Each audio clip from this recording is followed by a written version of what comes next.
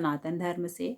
और सनातन धर्म में बहुत सारी चीज़ें हैं बताने के लिए। तो वो तो जब मैं अपना डिफरेंट उसका अलग से चैनल स्टार्ट करूँगी तो मैं उसका वो चैनल अभी स्टार्ट इसलिए नहीं कर पा रही हूँ ना कि खरमास चल रहा है। तो जैसे ही खरमास ओवर होता है 14 जनवरी को मकर संक्रांति के बाद, तो डेफिनेटली मैं आप अपना एक दूसरा केवल सनातन धर्म से रिलेटेड ही चीज़ें उस पर बताऊँगी।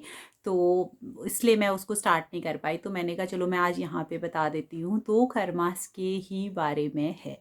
तो फ्रेंड्स, मैं आपको आज ये बताना चाहती हूँ कि खरमास है क्या, और जिसकी वजह से मैं अपना चैनल नहीं बना पाई हूँ ठीक है। और खरमास में आपका कुछ चीज़ें हम अवॉइड क्यों करते हैं, और खरमास में हम क्या चीज़ें हैं जो हम कर सकते हैं, ठीक है।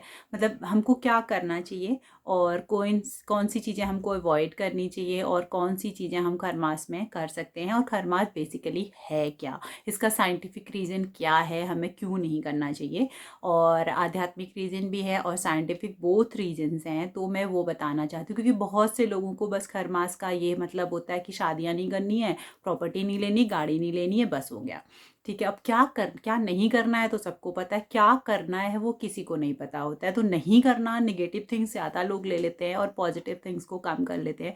तो मैं आज इसकी खरमास में जो आपको पॉजिटिविटी में क्या अच्छा है वो बताने वाली हूँ, क्योंकि निगेटिव तो सभी को पता है, पॉजिटिविटी क्योंकि लोग बुरा बुरा ज़्यादा देख लेते हैं, अच्छा कम देखते हैं। तो फ्रेंड्स, आज क्या मेरा वीडियो रिलेटेड है खरमास से। तो खरमास होता क्या है, जब भी भगवान सूर्य नारायण अपनी धनु राशि में प्रवेश करते हैं तो उसको उस 1 मंथ के पीरियड को, धनु राशि से मकर राशि में जाने तक का जो पीरियड है, उस 1 मंथ के पीरियड को, लगभग 1 महीने का होता है, उसी 1 मंथ के पीरियड को हम जो है खरमास कहते हैं, ठीक है। अब ये खरमास के पीछे की एक स्टोरी है। खर का मतलब होता है, संस्कृत में खर का मतलब होता है गधे। तो गधे जो है बहुत slowly slowly slowly slowly move करते हैं। तो उस टाइम पे क्या हुआ कि भगवान सूर्य नारायण के जो घोड़े थे वो थक गए। तो उन्होंने अपने घोड़ों को थोड़ी देर रेस्ट देने के लिए गधे जोत दिए। तो उन्होंने जो 24 आवर का टाइम जो था वो 1 महीने में कवर अप करा। तो इसलिए उसको हम लोग जो है ना खरमास कहने लगे, उस 1 मंथ के पीरियड को खरमास कहते हैं। तो अब इसको हम खरमास की, तो ये मैथोलॉजिकल स्टोरी हो गई। अब इसका रिलेशन क्या है कि हम क्यों अच्छे, मतलब खरमास में सब ये है ना, कहीं कहीं इसको मलमास भी कहते हैं, या फिर इसको काला महीना भी कहा जाता है कि देखिए अब काला महीना स्टार्ट हो गया है, तो अब इसमें हमने कोई भी शुभ काम नहीं करना है, जैसे शादी नहीं करनी, मुंडन नहीं करना, उपनयन संस्कार नहीं करना है, या कोई नई प्रॉपर्टी हम लेने की सोच रहे हैं, या हम कोई नया काम करने की सोच रहे हैं, तो वो हमें अब नहीं करना है, ठीक है। तो क्यों नहीं करना है मैं ये बताती हूँ, ठीक है। नहीं करना तो पता है, क्यों नहीं करना है क्यों नहीं पता है। तो फिर ये चीज़ है फ्रेंड्स की, सूर्य क्या है, एक ऊर्जा है ना, एक फायरी प्लेनेट है। बहुत से लोग इसको कहते हैं पाप ग्रह है या क्रूर ग्रह। पाप ग्रह तो नहीं है, क्रूर ग्रह है, या इसको बैरन प्लेनेट भी कहते हैं, ठीक है। और तो ये एक फायरी प्लेनेट है, इसके अंदर एक ऊर्जा है, एक डोमिनेंस है, एक फायरीनेस है, ठीक है। जहाँ भी मतलब रहेगा, या तो तेज देगा, या उसको तेज देगा तो उसके कुछ साइड इफ़ेक्ट्स भी हैं ना, बर्न करेगा, ठीक है। और जुपिटर क्या है, जुपिटर एक हैवी प्लेनेट है, एक बहुत सौम्य सा, हैवी सा, और एक ऑस्पिशियस प्लेनेट है, ठीक है। ऑस्पिशियस के सेंस में है, वो गुरु हैं। तो गुरु क्या है, गुरु हमेशा से ही पूज्य हैं, ठीक है। वो एक हमेशा ही ऑस्पिशियस हैं, उनका वो जहाँ भी जाते हैं मतलब एक एक प्रॉस्पेरिटी, एक ऑस्पिशियसनेस लेके जाते हैं। तो वो आध्यात्म है। अब आप क्या, ऑस्पिशियस क्या है, ऑस्पिशियस ये है आध्यात्म है, ठीक है। ऑस्पिशियस है आपका मतलब आपकी जो सॉलिट्यूड है। गुरु क्या रिप्रेजेंट करते हैं, वो ऑस्पिशियसनेस को रिप्रेजेंट करते हैं, वो सॉलिट्यूड को रिप्रेजेंट करते हैं, वो आपकी जर्नी टुवर्ड्स दी मतलब वो भोग से आपको आध्यात्म की तरफ को लेके जाते हैं, ठीक है।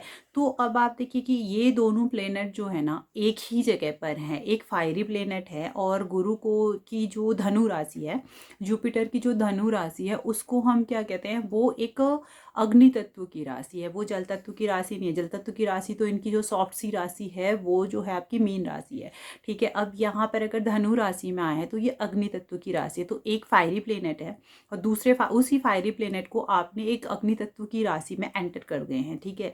तो वहाँ पर क्या होने वाला है कि भाई पहले ही वहाँ पे आग लगी थी, आपने पेट्रोल डाल दिया ऊपर से, तो इट इज़ लाइक कि वो वहाँ पे ब्लास्ट तो होना ही होना है ना। तो this is the thing, it increase this sharpness, this fiery planet जो आपका अग्नि तत्व की राशि में एक फायरी प्लेनेट आ रहा है, तो उसकी शार्पनेस इंक्रीज हो जाती है, मतलब कि वो बहुत ज़्यादा और अग्रेसिव और फायरीनेस, उसकी फायरीनेस में इंक्रीज हो जाता है। तो अगर हम खर को संस्कृत के अलावा किसी और शब्द से जोड़ें तो क्या है, खरपतवार। तो खरपतवार क्या है कि भाई ड्राई हो रही है, इस मौसम में ड्राइनेस है, जितनी भी घास है आपने देखी है वो सारी ड्राई हो जाती है, और ड्राइनेस के बाद ना उसके जो कॉर्नर्स हैं बहुत शार्प शार्प ब्लेड्स ही हो जाती है। तो अभी कभी आपने किसी ड्राई सीजन में अगर घास के पत्तों को छू के देखें तो आपका अपने को चोट लगने का ज़्यादातर बहुत ज़्यादा चांसेस होते हैं। तो दैट्स वाई हम ये कहते हैं कि खर मास में आप मतलब जितना अपने आप को प्रोटेक्ट करके रखेंगे उतना बेटर रहता है।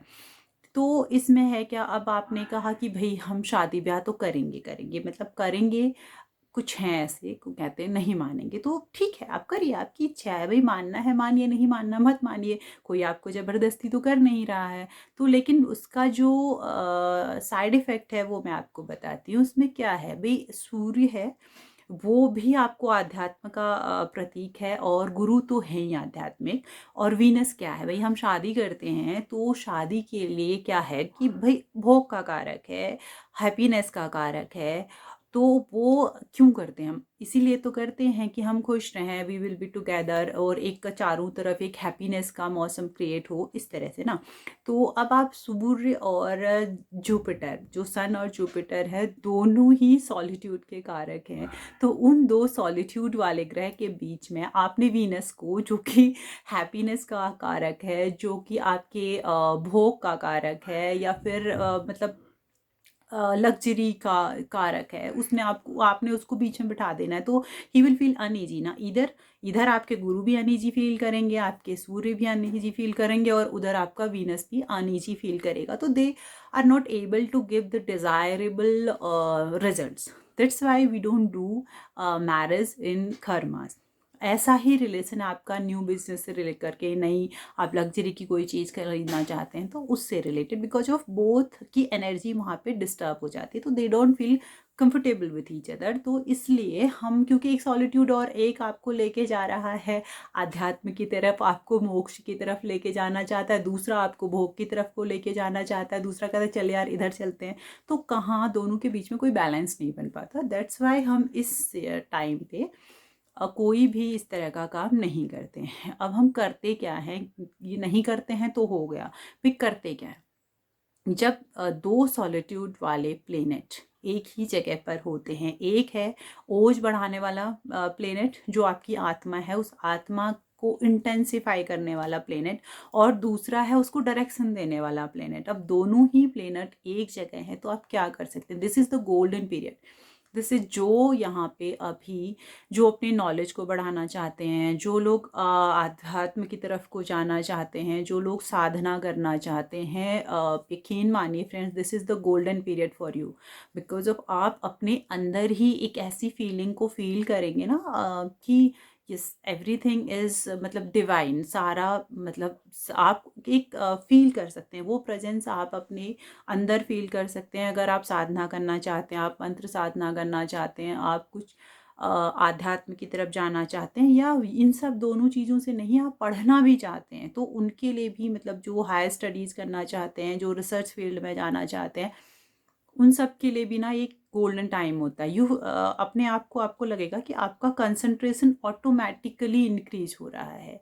तो ये वो पीरियड है जब आप अपनी स्टडी कंप्लीट कर सकते हैं, जब आप अपनी हायर एजुकेशन के लिए प्रिपेयर कर सकते हैं, आप अपना आध्यात्म के लिए प्रिपेयर कर सकते हैं, आप कोई साधना करना चाहते हैं, तो ये उनके लिए बहुत ही गोल्डन पीरियड है। दूसरा, ये अब भाई घर खरीदने के लिए मना है, घर में पूजा पाठ करना तो मना नहीं है ना। तो इस वाले 1 मंथ के पीरियड में आप सूर्य भगवान की आराधना करिए, आप श्री हरि नारायण विष्णु जी की आराधना कर सकते हैं, आप अपने घर में सुंदरकांड का पाठ करवा सकते हैं, आप अपने घर में अखंड रामायण का पाठ करवा सकते हैं, आप किसी भी मंदिर में अगर आपको भागवत लगवाने का मन है तो वो आप करवा सकते हैं। मतलब अपनी सामर्थ्य के अनुसार आप जो भी पूजा पाठ करवाना चाहते हैं वो इस सीजन में, इस 1 मंथ में आप आराम से करवा सकते हैं। और कोई भी डिफ़िकल्ट वर्क है, जैसे आपकी सर्जरी है, ठीक है, तो आपकी कोई पेंडिंग सर्जरी है, आप इस पीरियड में करवाइए। कई लोग मना करते हैं कि खरमास में नहीं करवा सकते हैं, लेकिन मेरा मानना है कि इस पीरियड में एक शार्पनेस होती है, ठीक है। तो वो शार्पनेस का जो सन और जुपिटर की शार्पनेस है, जुपिटर की बुद्धि है और सन की शार्पनेस है, तो वो दोनों चीज़ें मिल कर के आपके जो रोग वाले फेज को है उसको रिड्यूस करने का काम करेंगी। तो आप अपनी कोई भी पेंडिंग सर्जरीज यहाँ पे करवा सकते हैं। 100% you will feel the benefits of this period. उसमें आपको पूरा का पूरा लाभ मिलने वाला है। और इस पीरियड में आपको क्या नहीं करना है, ये तो हो गया कि वो सब काम नहीं करने, उसके अलावा भी कुछ और चीज़ें हैं, शादी ब्याह के अलावा भी, लग्जरी की चीज़ें जोड़ने के अलावा भी कुछ चीज़ें हैं जो आपने नहीं करनी है। एक तो अपने पेरेंट्स की डिसरिस्पेक्ट बिल्कुल भी नहीं करनी है। जितना भी हो सकता है आप अपने पेरेंट्स, वैसे तो कभी नहीं करनी चाहिए उनकी डिसरिस्पेक्ट, बट इस 1 मंथ के पीरियड में सारे, मेरे को जो बच्चे भी हैं उनसे भी कहना चाहूँगी कि please do not disrespect your parents. और आपके कहीं भी, and please do not disrespect a woman, ठीक है, किसी भी महिला का कहीं भी हो उसकी डिसरिस्पेक्ट मत करिए, किसी के लिए अभद्र भाषा का प्रयोग मत करिए, किसी की चुगली करना, किसी के लिए बुराई करना या किसी का बुरा करना, डोंट डू दैट। क्योंकि अगले महीने ही कर्मफलदाता शनिदेव आने वाले हैं और उन्होंने हिसाब लिखना शुरू कर दिया है। तो डोंट डू दैट। और गाय के बछड़े या किसी भी जानवर को आप प्लीज़ कुछ भी नुकसान मत पहुंचाइए। जितना हो सकता है इस महीने में आप गाय की सेवा करिए। सेवा नहीं कर सकते हैं तो उसे नुकसान मत पहुंचाइए, ठीक है। अगर आप नॉन वेजिटेरियन हैं तो इस महीने और अगले 2 महीने तो थोड़ा सा अवॉइड करें।